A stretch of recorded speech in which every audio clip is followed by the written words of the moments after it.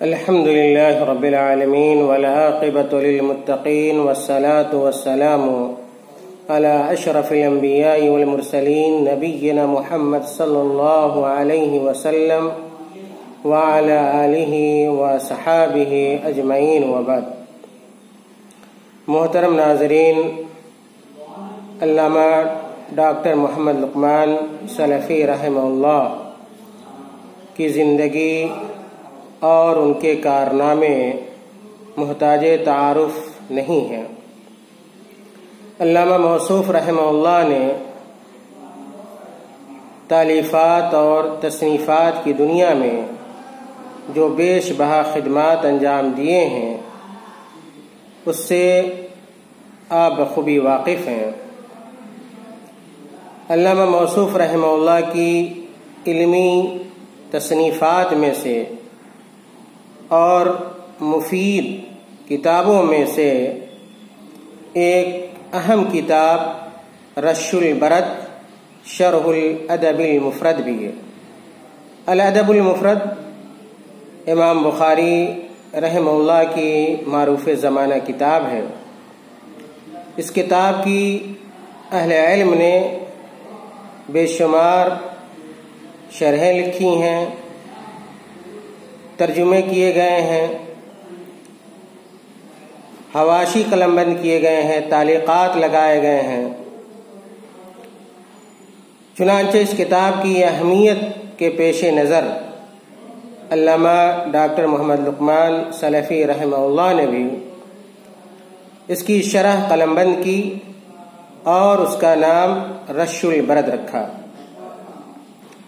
ساتھ ہی ساتھ علامہ موصوف رحمہ اللہ کی ایما پر، ان کے اشارے پر اس کتاب کا اردو ترجمہ اور حدیث سے متعلق جو اہم اسباق ہو سکتے تھے ان اسباق کو بھی بیان کیا گیا ہے.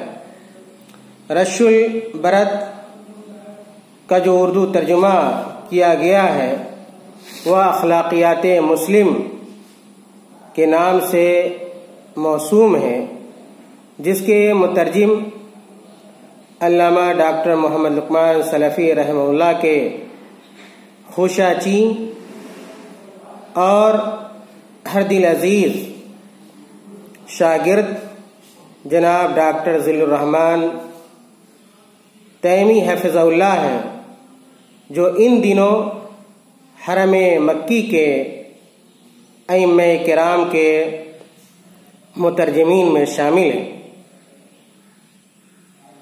میں نے یہ ارادہ کیا ہے اور میری یہ کوشش ہے کہ الادب المفرد کی جو حدیثیں ہیں اور ان حدیثوں کا جو اردو ترجمہ ہے، خاص طور سے وہ ترجمہ جو صاحب اخلاقیات مسلم نے کیا ہے، ساتھ ہی ساتھ علامہ ڈاکٹر محمد لقمان سلفی رحمہ اللہ کے جو مستنبط مسائل ہیں ان حدیثوں سے متعلق اردو زبان میں وہ چیزیں آپ کے گوشے گزار کی جائیں تاکہ آپ بھی روزمرہ کی زندگی میں ان حدیثوں سے استفادہ کریں اور اصلاح کریں، ان حدیثوں کو سنیں. ممکن ہو سکے، بلکہ ایک مسلمان کی ذمہ داری ہے کہ ہر خیر کی بات کو سنیں اور دوسروں تک بھی پہنچانے کی کوشش کریں. اس بات سے آپ واقف ہیں کہ اخلاقیات مسلم یا الادب المفرد کے اندر امام بخاری رحمۃ اللہ علیہ نے آداب اور اخلاق سے متعلق حدیثیں جمع کی ہیں اور ان حدیثوں کو بڑے اچھوتے انداز میں مرتب کیا ہے تاکہ اہل دنیا ان حدیثوں سے استفادہ کر سکیں. میری کوشش ہوگی کہ ہر درس میں ایک یا دو حدیث آپ کے سامنے رکھی جائے، اس کا ترجمہ پیش کیا جائے، ساتھ ہی ساتھ اس سے مستمد جو مسائل ہیں، جو دروس ہیں، جو اسباق ہیں، آپ سامعین اور ناظرین کے سامنے پیش کیے جائیں۔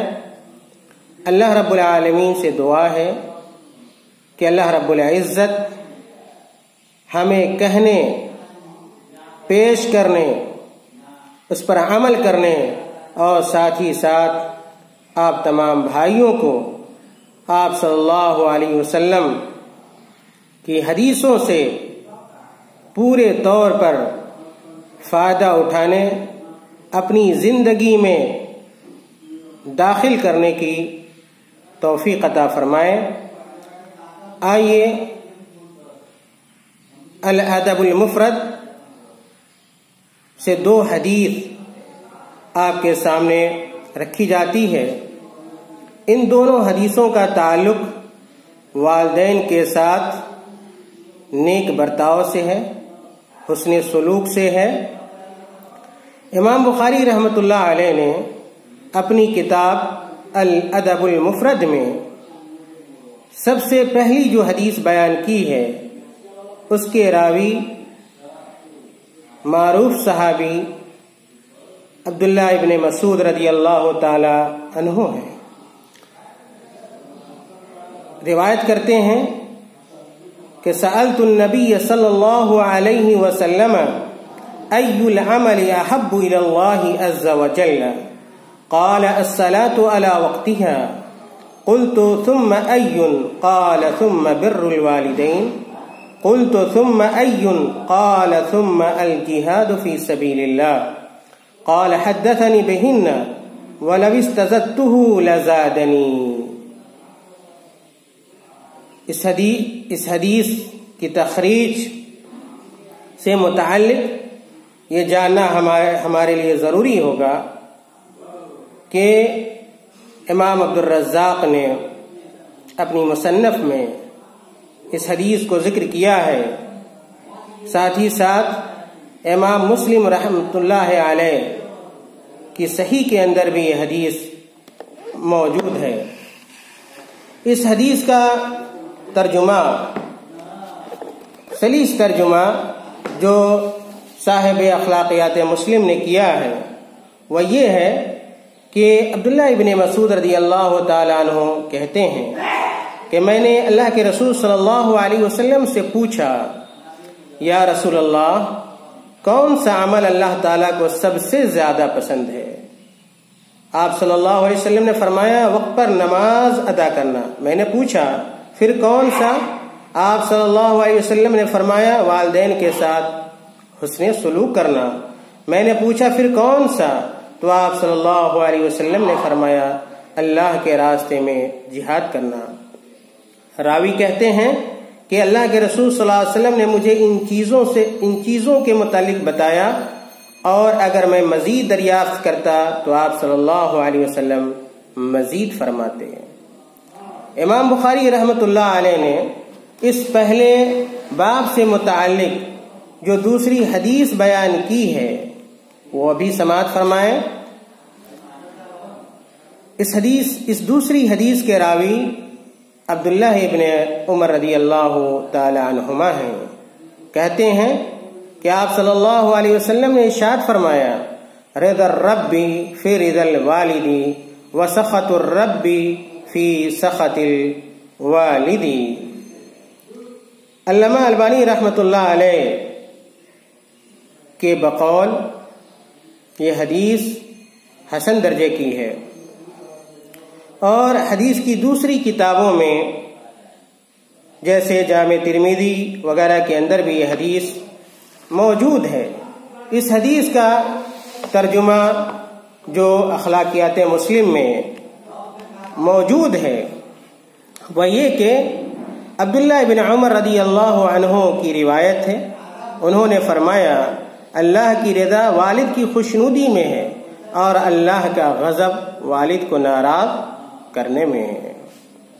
یہ دو حدیثیں آپ کے سامنے والدین کے ساتھ نیک برتاؤ اور حسن سلوک سے متعلق پیش کی گئی ہیں۔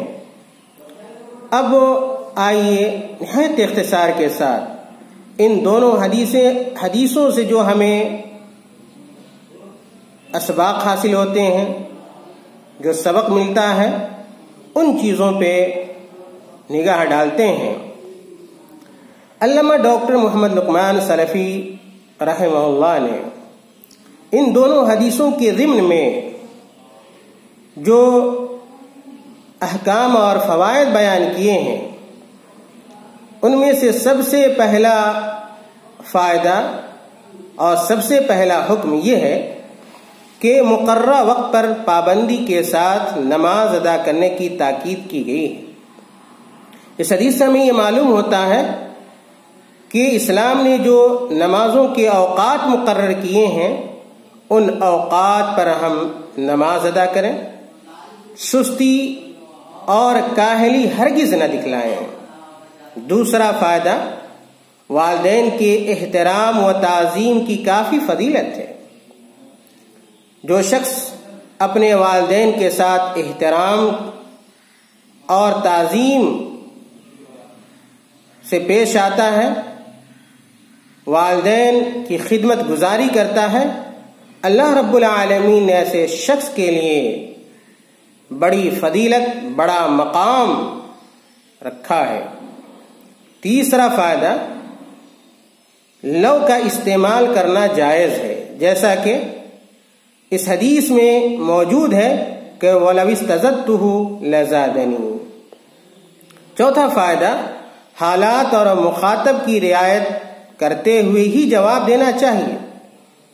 اگر آپ کا مخاطب کوئی سوال کر رہا ہے، اس کا کوئی استفسار ہے، تو آپ کا جواب بھی اسی اعتبار سے ہونا چاہیے۔ ایسا نہ ہو کہ سوال کچھ ہو اور جواب کا انداز کچھ اور ہو۔ یہ ممدوح نہیں ہے، پسندیدہ نہیں ہے۔ پانچواں فائدہ، صحابہ کرام سے رسول اکرم صلی اللہ علیہ وسلم کی تعظیم ثابت ہے۔ اس کا اندازہ اس سے بھی ہوتا ہے کہ وہ حضرات آپ صلی اللہ علیہ وسلم سے کثرت سوال سے احتراز کرتے تھے۔ آپ صلی اللہ علیہ وسلم کی تعظیم کرنا، آپ صلی اللہ علیہ وسلم کا احترام کرنا ہر مسلمان کی ذمہ داری ہے۔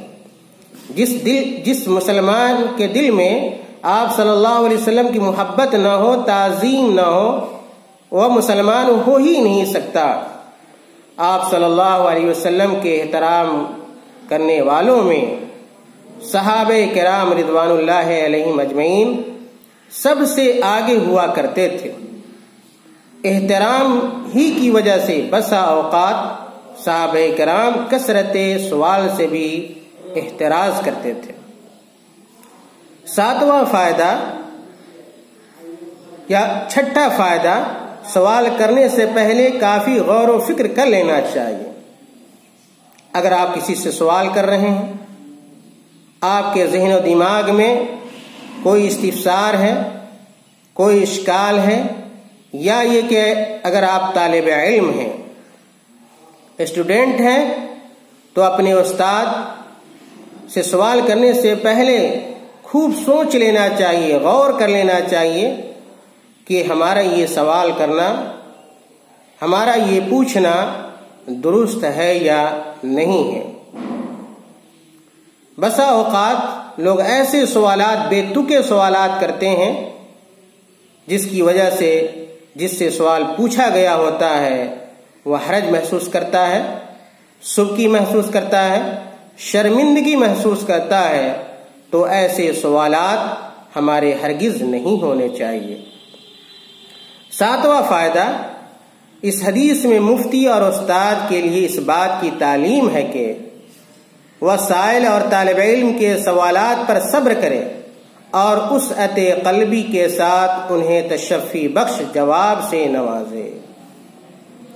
جس طرح طالب علم کے آداب ہیں کہ سوال کیسے کریں، اسی طرح استاد کے لیے لازم ہے، ضروری ہے کہ اگر اس سے کوئی سوال کیا جا رہا ہے کوئی استفسار کیا جا رہا ہے تو فوراً ناراض نہ ہو، غصہ نہ ہو، جھنجھلائے نہیں، بلکہ پورے آرام اور سکون کے ساتھ سائل کا سوال سنیں، طالب علم کا سوال سنیں اور اچھے انداز میں جواب دینے کی کوشش کریں،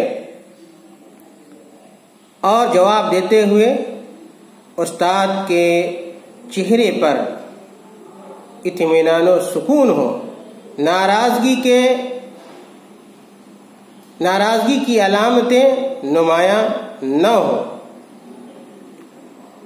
دوسری حدیث سے متعلق جو سبق ہمیں ملتا ہے وہ یہ کہ اولاد پر واجب ہے کہ وہ اپنے والد کو خوش رکھے، کیونکہ انہیں ناراض کرنا حرام ہے۔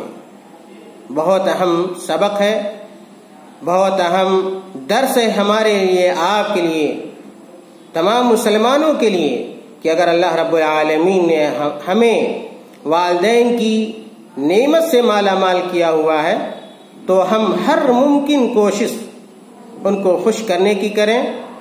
ہمارا کوئی عمل، ہماری کوئی حرکت ایسی نہ ہو جس سے والدین کا دل ٹوٹے، وہ ناراض ہو، وہ ہم سے ناخوش ہو۔ اور یاد رکھیں، جان بوجھ کر دانستہ طور پر والدین کے دل کو دکھانا، انہیں ناراض کرنا، پریشان کرنا اور ان کی شان میں گستاخی کرنا یہ حرام ہے۔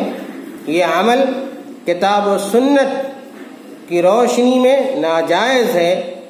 ہر مسلمان کو والدین کی ناراضگی سے، ان کی ناراضگی مول لینے سے بچنا چاہیے، پرہیز کرنا چاہیے۔